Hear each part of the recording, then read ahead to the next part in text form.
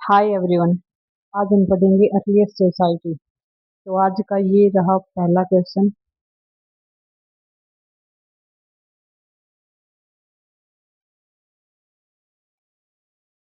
हड़प्पा सभ्यता। ये रहा आज का पहला क्वेश्चन। हड़प्पा सभ्यता के संदर्भ में महान स्नानागार के चारों ओर बने कमरों का मुख्य उद्देश्य क्या था? तो आप सबको पता है मोहनजोदारो में द ग्रेट बाथ पाया गया है। तो उसका मेन पर्पज क्या था?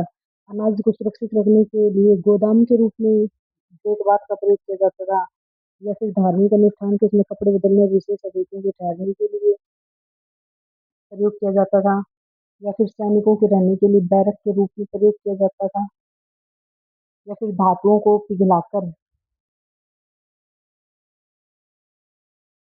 औजार बनाने के लिए कारखाने के रूप में प्रयोग किया जाता था। तो आपको पता है हड़प्पा सभ्यता में द ग्रेट बाथ जो मोहनजोदारो में पाया गया है, उसका मुख्य उद्देश्य था धार्मिक अनुष्ठान के समय कपड़े बदलने और विशेष अतिथियों के ठहरने को विशेष उसका लगातार प्रयोग नहीं होता था। ऐसा माना जाता है कि कभी कभी कोई धार्मिक अनुष्ठान हो, या फिर कोई और राजा का राज्याभिषेक के समय कभी कभी द ग्रेट बाथ का प्रयोग किया जाता था।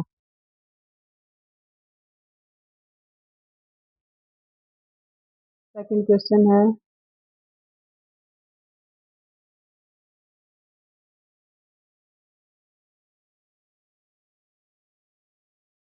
हड़प्पावासी किसी कार्य में मिट्टी के बर्तनों के अलावा खिलौना हल का उपयोग करते थे। इसके अतिरिक्त वे फसलों को काटने के लिए किस औजार का प्रयोग करते थे? लोहे की दराती सिकल्स का प्रयोग करते थे, तांबे के बने कुल्हाड़े का, स्टोन ब्लेड्स का, या फिर हड्डियों से बने नुकीले औजारों का? तो आपको पता है हड़प्पावासी कृषि कार्य के लिए मिट्टी के बर्तनों का प्रयोग तो करते ही करते थे, उसके अलावा हल का भी प्रयोग करते थे, और वो हल होते थे पत्थर के फलक लगे लकड़ी के हत्थे वाले औजार। उनके ऊपर लकड़ी का हत्था बना होता था उस औजार के ऊपर, और पत्थर का वो हल बना होता था। इसलिए इसका आंसर है पत्थर के फलक। Next question.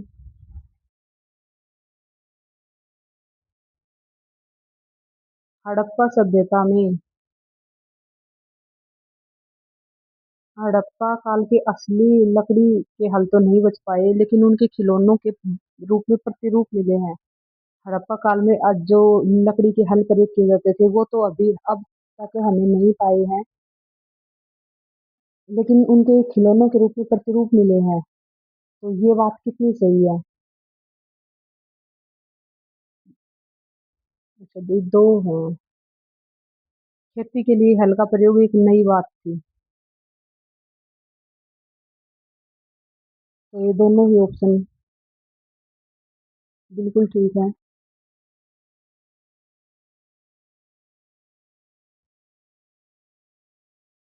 Next question.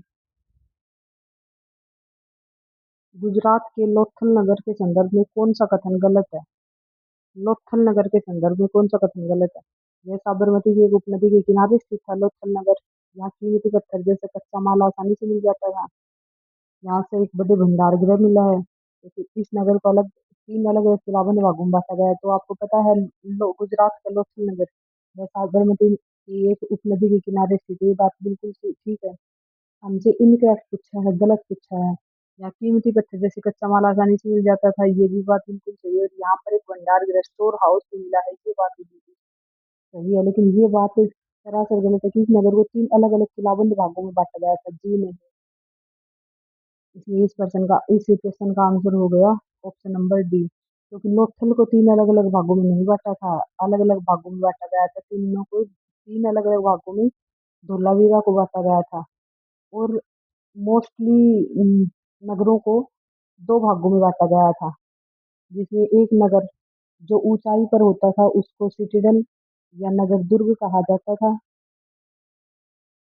और जो छोटा जो फोर्टिफाइड होता था, और जो दूसरी तरफ था वेस्ट की तरफ था उसको निचला नगर कहा जाता था।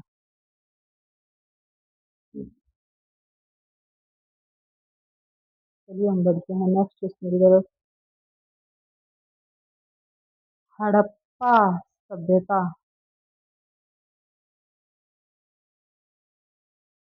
हड़प्पा वासी अपने खेतों की सिंचाई के लिए पानी का संचय करते थे। इसके सबसे स्पष्ट पुरातात्विक साक्ष्य हमें कहाँ से मिले हैं? तो हड़प्पा वासी अपने खेतों की सिंचाई के लिए पानी का संचय करते थे। इसके सबसे स्पष्ट पुरातात्विक साक्ष्य हमें धोलावीरा से मिले हैं।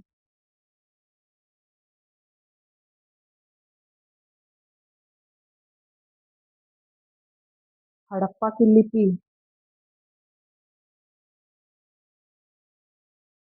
हड़प्पा की लिपि स्क्रिप्ट के बारे में कौन सा कथन सही है? तो आपको पता है हड़प्पा की लिपि के बारे में, यह लिपि पूरी तरह से पढ़ ली गई है? नहीं, आप सबको पता है हड़प्पा की लिपि पढ़ी नहीं गई है। यह एक चित्रलेखात्मक पिक्टोग्राफिक लिपि थी जिसे बड़े अक्षर पत्थरों पर तख्तियों पर लिखा जाता था। ये बात बिल्कुल सही है। यह पिक्टोग्राफिक लिपि थी। इस पर अनेक तरह के चित्र बनाए गए हैं जो अभी तक डिफाइ डिफाइन नहीं किए जा चुके हैं। यह लिपि मुख्य रूप से लोहे की चादरों पर खोजी जाती थी। नहीं, जगन्नाथ लिपि थी जो देवनागरी, अगर आधुनिक देवनागरी जैसी होती तो इसको पढ़ नहीं लिया जाता। इसलिए इसका आंसर है यह एक चित्रलेखात्मक पिक्टोग्राफिक लिपि थी जिसे बड़े अक्षरों में पत्थरों या तख्तियों पर लिखा जाता था। Next question. हड़प्पा सभ्यता के पतन के संबंध में विभिन्न विद्वानों के मतों को सुमेलित करो।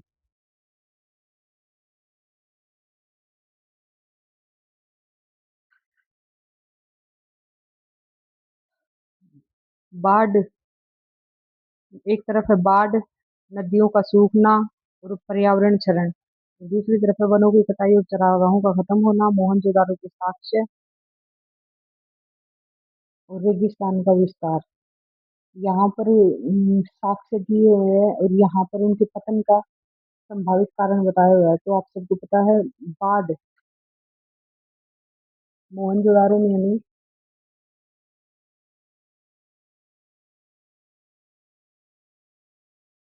मोहनजोदाड़ो उस- हम्म, मोहनजोदाड़ो के पतन का कारण हमें बाढ़ पड़ा है कहीं ना कहीं। और वनों की कटाई और चरागाहों का खत्म होना, ये पर्यावरण क्षरण है। और नदियों का सूखना, नदी के सूखने से रेगिस्तान का विस्तार हुआ है। कहाँ? क्योंकि वहां पर कोई सिंचाई नहीं हुई है, सिंचाई का साधन नहीं बचा है। जब आप सुन लो, ए का टू, बी का थ्री और सी का वन। कहाँ है? ए का टू, बी का थ्री, पहला ही ऑप्शन, पहला ही आंसर ठीक है।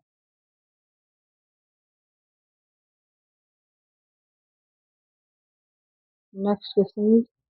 हड़प्पा के नगर दुर्ग में आमतौर पर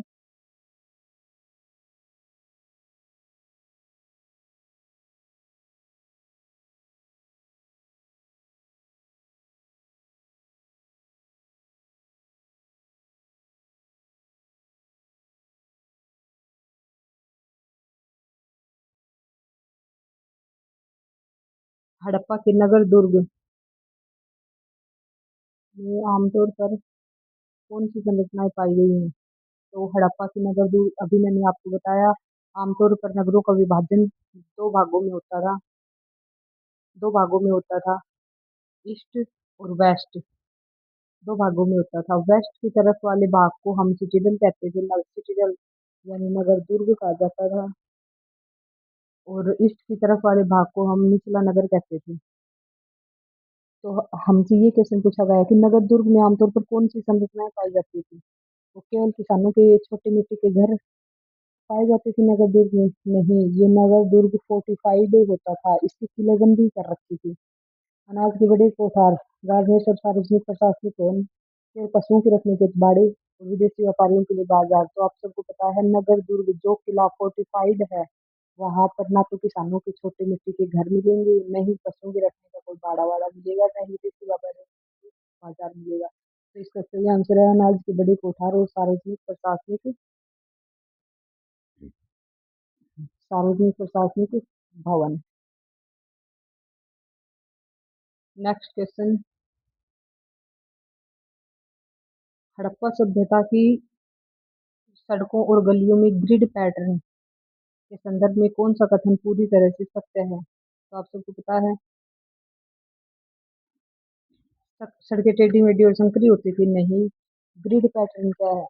ग्रिड पैटर्न में सड़कें टेढ़ी मेढ़ी और संकरी नहीं होती थी, सड़कें एक दूसरे को समकोण पर काटती थी। ये बात बिल्कुल ठीक है कि सड़कें एक दूसरे को 90 डिग्री के समकोण पर काटती थी। सड़कों के किनारे कोई नालियाँ नहीं थी। जी नहीं, आपको पता है हड़प्पा सभ्यता में बहुत ही सिस्टमैटिक तरीके से नालियों का जल निकासी की प्रबंध किया गया था और नालियों को बड़े-बड़े पत्थरों से ढका जाता था। घर मुख्य सड़कों के बीचों बीच पाए जाते थे। जी नहीं, घर सड़कों के किनारे पाए जाते थे। तो इसका राइट आंसर है सड़कें एक दूसरे को समकोण पर काटती थी, 90 डिग्री के कोण पर काटती थी। हड़प्पा नगर मोहनजोदड़ो से मिले महान स्नानागार द ग्रेट बाथ को पानी के रिसाव से बचाने के लिए किस प्रकार की परत चढ़ाई गई? उस समय का मनुष्य कितना एडवांस सोच का था। उस समय स्नानागार ग्रेट बाथ में पानी के रिसाव से बचाने के लिए भी उस पर परत चढ़ाई गई थी। तो हमसे क्वेश्चन पूछा गया है कौन कौन सी चीजों की परत चढ़ाई गई थी? सीमेंट और चूना, ये तो उस टाइम नहीं था। सीमेंट और चूने की परत नहीं चढ़ाई जाती थी। मिट्टी और गोबर के लेप की भी नहीं, और केवल मोम वैक्स की परत की नहीं। तो सही आंसर है जिप्सम और चारकोल, नेचुरल तार की परत चढ़ाई जाती थी।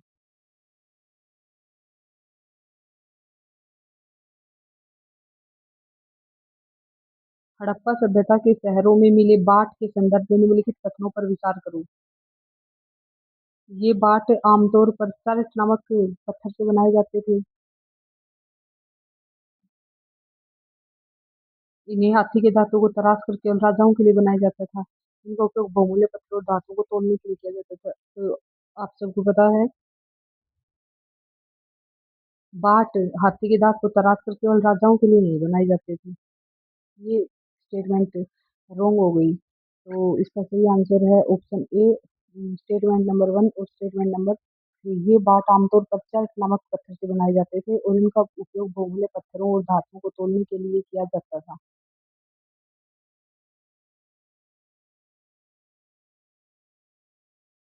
Next question.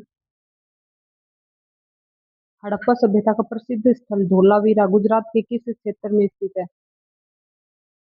खंबात की खाड़ी के पास स्थित है, कच्छ के इलाके के में खद्र घाट के किनारे, साबरमती नदी के मुहाने पर, या फिर नर्मदा नदी के तटीय मैदानों में? तो अभी हमने पढ़ा था साबरमती नदी पर तो लोथल, साबरमती नदी की एक उपनदी पर तो लोथल स्थित है। और धोलावीरा गुजरात में है और वो कच्छ के इलाके के खद्र घाट के किनारे स्थित है।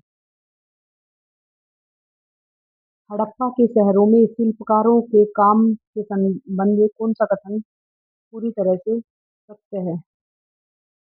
शिल्पकार केवल पुरुष होते थे।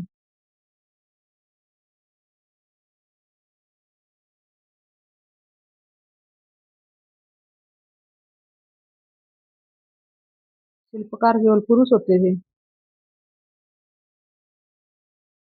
जो अपने घरों में काम करते थे। शिल्पकार केवल महिलाएं होती थी जो विशेष कार्यशालाओं में काम करती थी।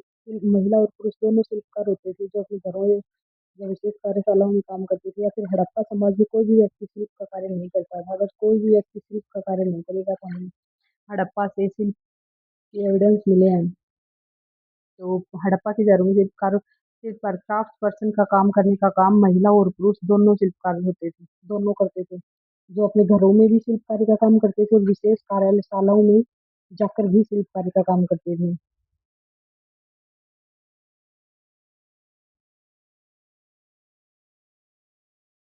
नेक्स्ट क्वेश्चन इज,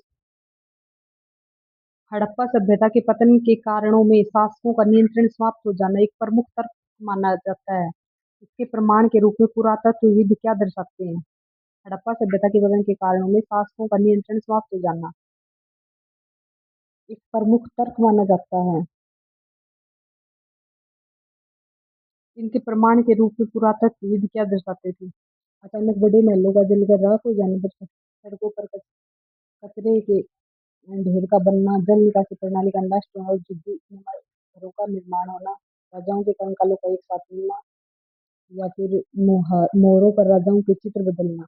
तो आपको पता है शासकों का नियंत्रण कब समाप्त हो गया? जब सड़कों पर कचरों के ढेर बनने लगे, जल निकासी की प्रणाली जो बिल्कुल सही और सुव्यवस्थित तरीके से बनाई गई थी, वो नष्ट हो गई और जल का भराव हो गया और झुग्गीनुमा घरों का निर्माण जगह जगह पर हो गया। इसका प्रमाण है कि शासकों का नियंत्रण समाप्त हो गया। नेक्स्ट क्वेश्चन, सूची और खोज।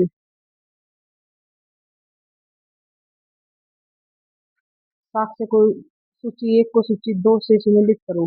एक तरफ तो हमें खोजें दी गई है और दूसरी तरफ हमें हड़प्पा कालीन साइट दी गई है, तो हमें देखना है कि कौन सा सही है और कौन सा गलत है। पत्थर के बड़े अक्षरों में खुदा हुआ हड़प्पा लिपि का साइन बोर्ड। तो आपको पता है हड़प्पा लिपि का साइन बोर्ड जो बड़े अक्षरों में खुदा हुआ था पत्थर पर, वो हमें लोथल से नहीं धोलावीरा से पाया गया है। साइन बोर्ड हमें धोलावीरा से मिला है। जली हुई मिट्टी के बर्तनों और अग्निकुंड के साक्ष्य हमें धोलावीरा से मिले हैं। और कीमती पत्थरों का बड़ा कारखाना और भंडार गृह हमें कालीबंगा से मिला है। तो कालीबंगा से हमें भंडार गृह भी मिला है और कीमती पत्थरों का कारखाना भी मिला है। तो इसका आंसर है B and C. Next question is, Harappa संस्कृति में पाए जाने वाले कच्चे माल रॉ मटेरियल के बारे में निम्नलिखित में से कौन सा कथन सही है? कच्चा माल केवल वे वस्तुएं थी जो प्राकृतिक रूप से उपलब्ध थी, जैसे लकड़ी या धातुओं के अयस्क। कच्चा माल केवल किसानों या पशुपालकों द्वारा उत्पादित किया जाता है। कपास कच्चा माल या तो प्राकृतिक रूप से मिलता था या फिर किसान पशुपालकों द्वारा उत्पादित किया जाता था।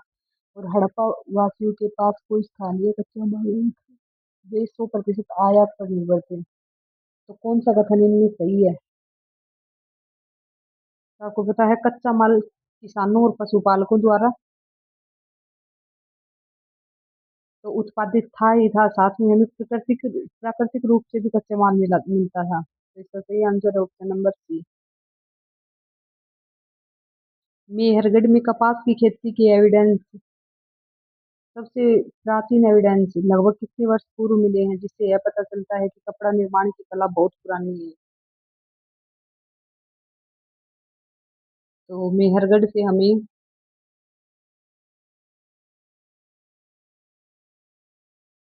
कपास की खेती के प्राचीनतम साक्ष्य 7,000 वर्ष पूर्व।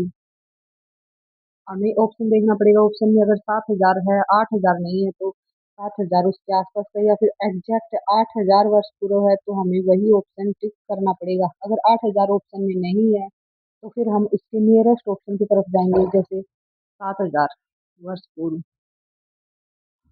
नेक्स्ट क्वेश्चन इज,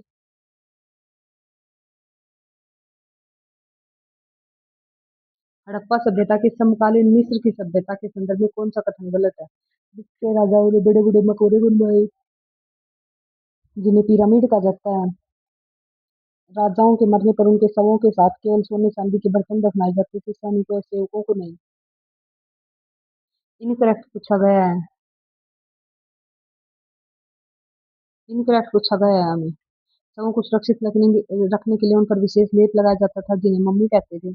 और पिरामिडों के निर्माण के लिए राजाओं ने विशेष सेनाएं दूर भेजकर दूर दूर से कीमती पत्थर और धातुएं मंगवाई थी। तो हमसे इनकरेक्ट पूछा गया है। तो राजाओं के मरने पर उनके शवों के साथ केवल सोने चांदी के बर्तन दफनाए जाते थे, सैनिकों या सेवकों को नहीं। तो ये ऑप्शन हमसे इनकरेक्ट पूछा, तो यही इनकरेक्ट है, क्योंकि उनके साथ साथ अगर जब कभी राजा की मृत्यु हो जाती थी तो उनके साथ साथ सोने चांदी और बर्तन तो दफनाए जाते थे, साथ ही उनके सैनिक और से सैनिक या सेवकों को भी दफनाया जाता था।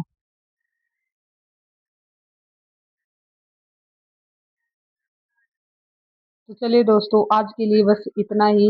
अगर क्लास अच्छी लगे तो लाइक शेयर एंड सब्सक्राइब करना ना भूलें। Thank you.